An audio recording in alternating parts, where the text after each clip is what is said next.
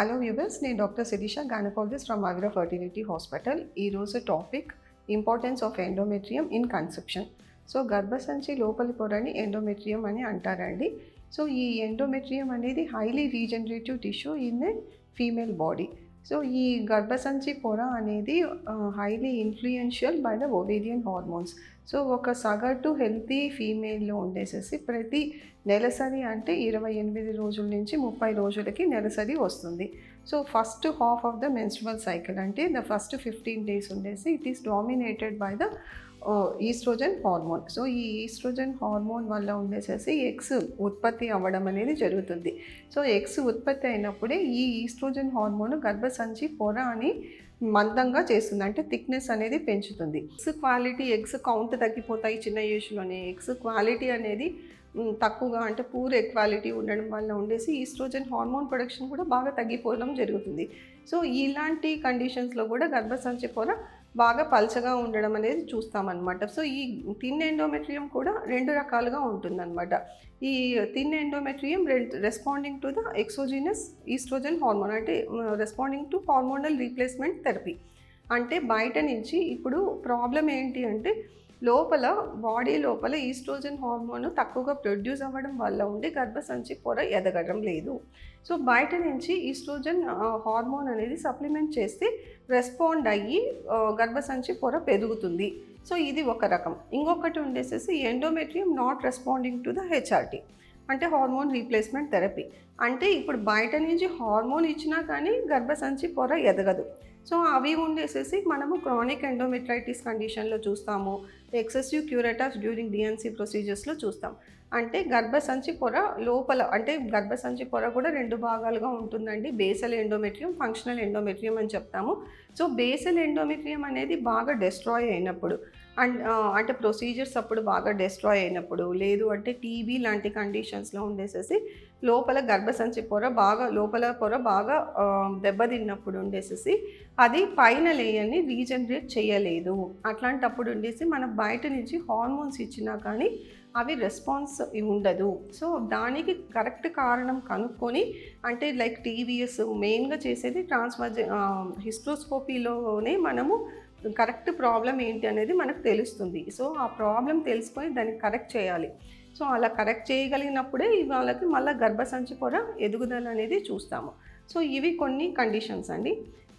ఈ కండిషన్ని మనం ఎలా ట్రీట్ చేయాలి? సో బయట నుంచి ఉండేసేసి మనము ఎక్సోజీనస్ హార్మోన్ అనేది ఈస్ట్రోజన్ హార్మోన్ స్పెషల్గా ఇవ్వడం అనేది జరుగుతుంది. తర్వాత ఉండేసేసి ప్లేట్లెట్ రిచ్ ప్లాస్మా అనేది కూడా ఇస్తామండి, పిఆర్పీస్ అని చెప్తాము.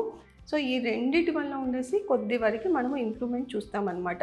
కేవలము ఎండోమెట్రియం థిక్నెస్ ఒక్కటే చూస్తామా? కాదండి. ఎండోమెట్రియం థిక్నెస్తో పాటు ఎండోమెట్రియం హోమోజీనిసిటీ అని చెప్తాము, అంటే ఎండోమెట్రియం యూనిఫార్మిటీ అని చెప్తాము. సో ఇది ఒకటి ఇంకొకటి తర్వాత ఎండోమెట్రియల్ మయోమెట్రియల్ జంక్షన్ చూస్తాము, బ్లడ్ ఫ్లో టు ఎండోమెట్రియం చూస్తాము, fluid in the endometrial cavity చూస్తాము. సో ఇవి కొన్ని కామన్ థింగ్స్ మనము గమనిస్తామన్నమాట. సో ఇవన్నీ కూడా ఏమైనా అబ్నార్మల్ ఉన్నప్పుడు కూడా గర్భసంచి పొర అనేది it is not a good endometrium అని చెప్తామన్నమాట. సో ఇప్పుడు ఉండేసేసి ఇప్పుడు ఎండోమయోమెట్రియల్ జంక్షన్ అనేది ఎప్పుడు డిస్టర్బ్ అవుతుంది? అంటే లైక్ గడ్డలు ఉన్నప్పుడు, గర్భసంచిలో గడ్డలు అవి యూజువల్గా కామన్గా ఫైబ్రాయిడ్స్ అని చెప్తాం, మజిల్లో డెవలప్ అవుతాయి. సో ఈ ఫైబ్రాయిడ్స్ అనేటివి ఉండేసేసి మనకి ఎండోమెట్రియం టచ్ అయినప్పుడు బ్లడ్ సప్లై అనేది తగ్గిపోతుంది, ఎండోమెట్రియంకి తగ్గిపోతుంది. సో అలాంటి గడ్డలను తీసేయాలి. ఇంకొకటి అడెనోమయోసిస్ అని చెప్తాం. ఎక్కువగా అడెనోమయోసిస్ ఉన్నప్పుడు కూడా గర్భసంచి అంటే మయోమెట్రియల్ జంక్షన్కి బ్లడ్ సప్లై తగ్గిపోతుంది. గర్భసంచి పొరకి బ్లడ్ సప్లై తగ్గిపోవడం మూలాన ఉండేసేసి మనకి ఎంబ్రియో ఇంప్లాంటేషన్ ఫెయిల్యూర్ అనేది చూస్తాం. సో ఇవి అన్నీ కరెక్టబుల్ కాజెస్ అండి. మనం హిస్ట్రోస్కోపీ ద్వారా 100% మనం గుర్తించవచ్చు. తర్వాత వాటిని కరెక్ట్ కూడా చేయొచ్చు మనం ఉండేసేసి. సో ఇంకొక నెక్స్ట్ ఎంటిటీకి వస్తే థిక్ ఎండోమెట్రియం అని చెప్తాం. సో ఈ థిక్ ఎండోమెట్రియంని ఎండోమెట్రియల్ హైపర్ప్లేషియా అని చెప్తామండి. ఇది కామన్గా ఉండి పీసీఓఎస్ కండిషన్లో చూస్తాము. సో పీసీఓఎస్ కండిషన్లో ఉండేసేసి ఇది like it's a chronic inflammatory disorder to ovary. అంటే ఇందులో హార్మోనల్ ఇంబ్యాలెన్స్ అనేది మనము బేసిక్ పెథాలజీ అనమాట. అంటే ఇందులో ఉండేసేసి ఎక్సెసివ్ ఈస్ట్రోజన్ హార్మోన్ అనేది ప్రొడ్యూస్ అవుతుందన్నమాట. ఈ ఎక్సెసివ్ ఈస్ట్రోజన్ హార్మోన్ ప్రొడక్షన్ వల్ల ఉండేసేసి గర్భసంచి పొర అనేది పెరుగుదల అనేది జరుగుతూనే ఉంటుంది, కంటిన్యూస్గా జరుగుతూనే ఉంటుందన్నమాట. ఎందుకంటే ఇది అన్ఇంటరప్టెడ్. ప్రొజెస్ట్రాన్ హార్మోన్ అనేది ఎప్పుడు ప్రొడ్యూస్ అవుతుంది, దీనికి అది ఇంటరప్ట్ చేస్తుంది అనమాట ఈ ఈస్ట్రోజన్ హార్మోన్ని. కానీ ఇది ఆపోజిట్ కాబట్టి మనకి ఎండోమెట్రియల్ హైపర్ప్లేషియా అనేది చూస్తామన్నమాట. సో అలాంటి వాళ్ళకి మనము లాంగ్ మెన్స్ట్రువల్ సైకిల్స్ చూస్తాము. అంటే like it can be 2 to 3 months కూడా వాళ్ళకి మెన్సెస్ అనేది రాకపోవడం అనేది చూస్తామన్నమాట. సో అలాంటి వాళ్ళు ఉండేసేసి వాళ్ళకి ప్రొజెస్ట్రాన్ హార్మోన్ ఇచ్చినప్పుడే వాళ్ళకి మెన్సెస్ రావడం అనేది చూస్తామన్నమాట.